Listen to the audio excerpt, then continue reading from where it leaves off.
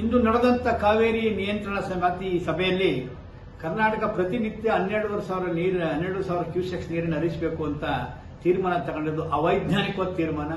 ಇದೊಂಥರ ಮೂರ್ಖತನ, ಜಾರಿಗೆ ತರಲಾರದಂತ ತೀರ್ಮಾನ ಇದು. ಇದನ್ನ ಕರ್ನಾಟಕ ರೈತ ಸಮುದಾಯ ತೀವ್ರವಾಗಿ ಖಂಡಿಸುತ್ತೆ. ಇದನ್ನು ಒಪ್ಪಕ್ಕಾಗಲ್ಲ ಅಂತ ಸಾರಿ ಸಾರಿ ಹೇಳುತ್ತೆ. ನೀರು ಬರ್ತಾ ಇದೆ ನಿಜ, ಆದ್ರೆ ಮಳೆ ಮುನ್ಸೂಚನೆ ಇಲ್ಲ, ಡ್ರಾಟ್ ಇದೆ. ಕುಡಿಯೋ ನೀರಿಗಿನೇ ನಾವು ಶೇಖರಣೆ ಮಾಡಬೇಕಾದಂತ ಅವಶ್ಯಕತೆ ಇದೆ. ಇವತ್ತು 40 TMC ನೀರು ಬೇಕಾಗುತ್ತೆ, ಯಾಕಂದ್ರೆ ಮುಂದೆ ಮಳೆ ಬರೋ ಸೂಚನೆ ಕಡಿಮೆ ಇದೆ. ತಮಿಳುನಾಡು ಕೇಳ್ತಿರೋದು ವ್ಯವಸಾಯಕ್ಕೆ, ನಮ್ಮ ವ್ಯವಸಾಯಕ್ಕೆ ನೀರು ಬಿಡಲ್ಲ ಅಂತ ಸರ್ಕಾರ ನಿರ್ಧಾರ ಮಾಡಿದೆ. ಈಗಾಗಲೇ ಮುಂದೆ ಆಲೋಚನೆ ಮಾಡ್ತೀವಿ ಮಳೆ ನೋಡ್ಕೊಂಡು ಅಂತ ಹೇಳಿದೆ. ಬೆಳೆ ಹಾಕ್ಬೇಡಿ ಅಂತ ಕೂಡ ಹೇಳ್ತಾ ಇದೆ. ನಾವು ವ್ಯವಸಾಯಕ್ಕೆ ನೀರನ್ನು ಉಳಿಸಕ್ಕೆ ಕರ್ನಾಟಕದಲ್ಲಿ ಕೇಳ್ತಿಲ್ಲ. ಕುಡಿಯಕ್ಕೆ ನೀರು ಜನಕ್ಕೆ, ಜಾನುವಾರಿಗೆ, ಜಲಚರಗಳಿಗೆ, ವೈಲ್ಡ್ ಲೈಫ್ಗೆ ನಾವು ನೀರನ್ನ ಕಾಯ್ದಿರಿಸಲೇಬೇಕಾಗಿದೆ. ಈ ಕಾರಣ ಕರ್ನಾಟಕ ಸರ್ಕಾರ ಇದನ್ನ ತಿರಸ್ಕರಿಸಬೇಕು. ಮೊನ್ನೆ ಹೋದಾರ ನಡೆದಂತ ಸಭೆಯಲ್ಲಿ ಎಲ್ಲ ಪಕ್ಷಗಳು ಒಗ್ಗಟ್ಟಿನ ತೀರ್ಮಾನವನ್ನು ತಗೊಂಡಿದ್ದಾವೆ.